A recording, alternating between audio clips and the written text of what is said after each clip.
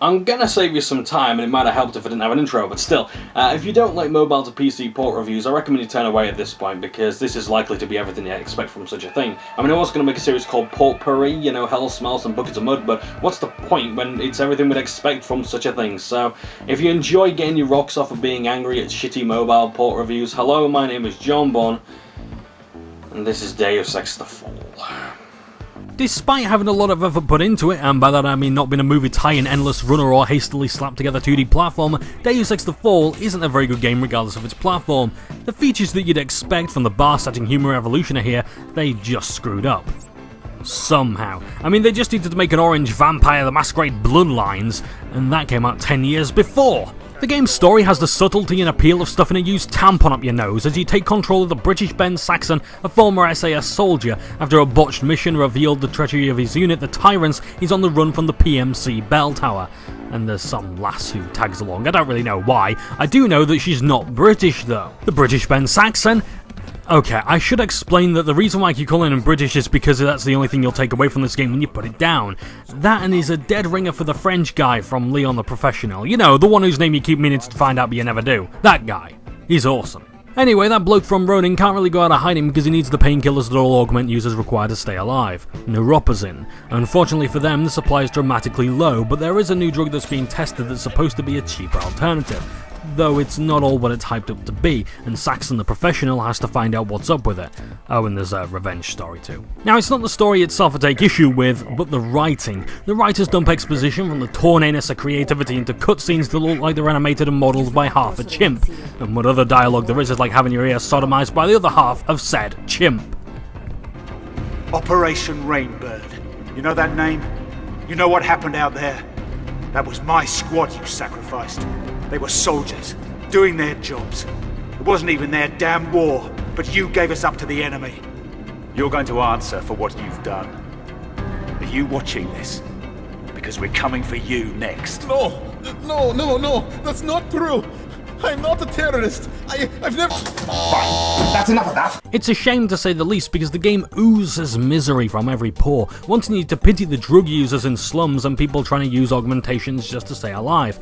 Unfortunately, this isn't Human Revolution, so it doesn't succeed fully in making you care about the world or its people.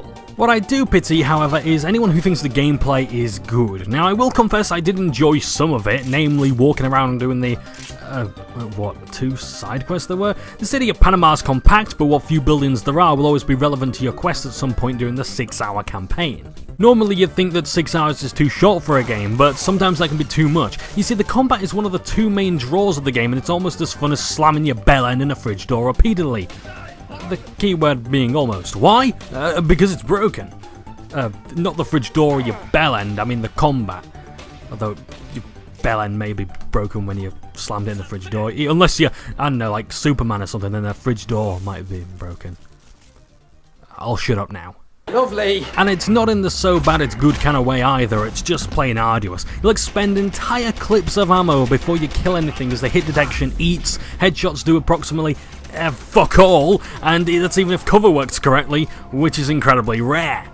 I struggle to decide what's worse, combat in or out of cover, because the controls are unbearable. When in cover you have to hold down the fire button to remain popped out, so weapons with a low rate of fire aren't going to do so well here. It doesn't help either that the reload speed is a nightmare too.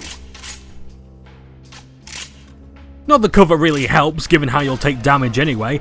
That is, if the enemy doesn't run around it and kill you in a single shot. Now, I wouldn't mind this if the game reacted as quickly as I did, because when I wanted to leave cover, there was a huge delay in actually leaving. That combined with the stiff controls, you'll never be able to save yourself. You might suggest stealth, a mechanic which is negated by enemies who seem to have eyes on the sides of their heads, providing a 200-degree cone of vision. Now, I'm fine with enemies having peripheral vision, and it's cool in Human Revolution that you can see enemies' cones of sight, but there's no such mechanic here.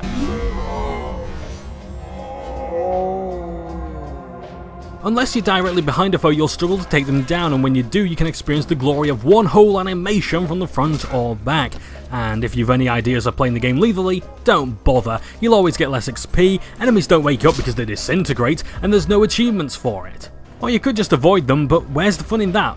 Well, it would be fun if the AI wasn't so bleeding mechanical. I like non-lethal takedowns and pure stealth because I think of the impact it'll have on my character and the NPCs.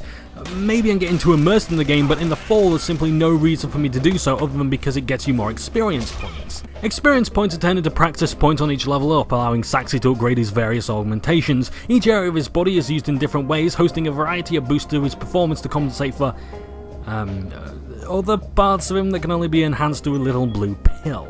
You'll very rarely need to use the active abilities such as sprinting and stealth suits given how the game's piss easy as is and everything else is a convenience. The best perks I found were the ones that reduce damage taken, boost hacking ability, and how much energy Bane consumes and how quickly it's regenerated. Everything else is just a minor, almost entirely irrelevant bonus, and you won't get all the perks in your first playthrough, which is what the New Game Plus exists for. To be fair, I found the game tolerable enough to go back and get the things I missed before, but that's mostly because I got to keep my augments from the previous playthrough and upgrade them. It's time now to look at the graphics and the soundtrack. I haven't got anything fancy to transition into, it's just, yeah. Aesthetically, Deus Ex has always looked good, and the rundown streets of piss-stained Panama do a lot more for me than the cleaner look of Human Revolution. In fact, the rougher graphics help set the darker tone a lot better. But I won't defend this as a creative decision, rather it's just my taste in trash. The graphics for PC are quite simply shoddy work. The character models are proof of this. I'm sure for mobile phone standards they're not bad, but I've seen more flexible and organic animation in the PlayStation 1 game. Not to mention all better round texture quality and design. The Fall's music is easy to miss given how it's the same generic cyberpunk bump in the night tripe you expect from any edgelord shooter. The only reason why I remember one or two songs is because I'm mistaken for all the others. Apparently there's 50 minutes of music in here. It's high time I wrap up this review and give you my final thoughts. I really need to tell a augmented pre-order joke or something before this review ends, because that would be really good. Really good. Deus Ex The Fall has the markings of a good RPG. Its story fits in nicely with Human Revolution, its side quests are rewarding enough to want to do them, and its bountiful progression system encourages players to walk around the beaten path, but because it's a mobile port it's going to lack what many players will want from a series of this caliber, myself included. The controls are rigid, the user interface is a mess, and the lack of polish put me off to begin with, and I continued to play just to see if it was going to get any better. With some tweaking to make it more playable on PC, this title would be easily worth the price of £7.99, and I'd give it a glowing recommendation, especially when Human Revolution was so good. There's just one problem though. The game, or rather this sub-series following Ben Saxon, isn't finished. The story is supposed to be continued, but whether that was meant to be as another mobile game or if he'll return in Mankind Divided I can't say. It's a tragedy given that the game is good, but dragged down by the hooks of mobile gaming limitations. Looking back, I can't say whether or not the game's good on mobile. I don't have a device that could run it, and I'm not a fan of touchscreen controls to begin with. I can imagine this is one of the more impressive games on the system, and for that I commend it, but PC is a different platform and there are different expectations. In my humble opinion, those expectations are fair. If you're pants-wettingly bonkers for Deus Ex, this game may be one you'll want to pick up, but don't say you've not been warned about its flaws. You'll forgive me if I'm unenthusiastic in this review, it's just that I'm constantly reminded there are worse mobile to PC ports on PC, and that if I consider Deus Ex The Fall to be one of the more suitable, if incredibly clunky titles, you can only imagine how bad some of these mobile ports really are. Now, anyone who's followed me for any amount of time knows I'm a big fan of Warhammer 40,000, and there have been some good Warhammer 40,000 titles on here, like for example Legacy of Dawn Herald of Oblivion. Had it not been for that being ported from mobile to PC, I never would have played it. The same with Warhammer 40,000 Deathwatch coming over from iPhone to PC.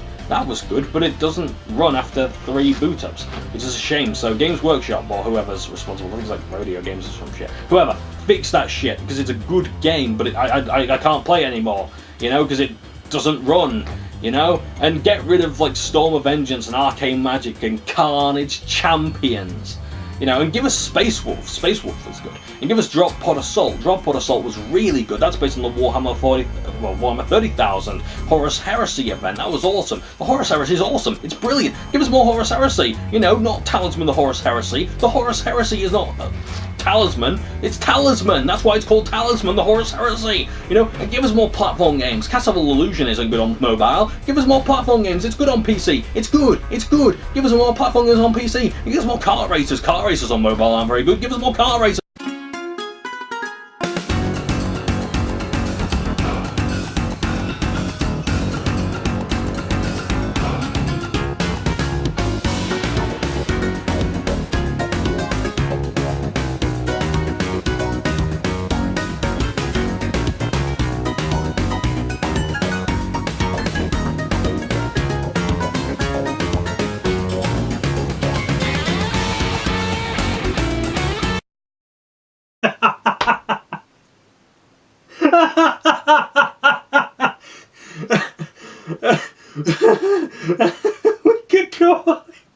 Benji!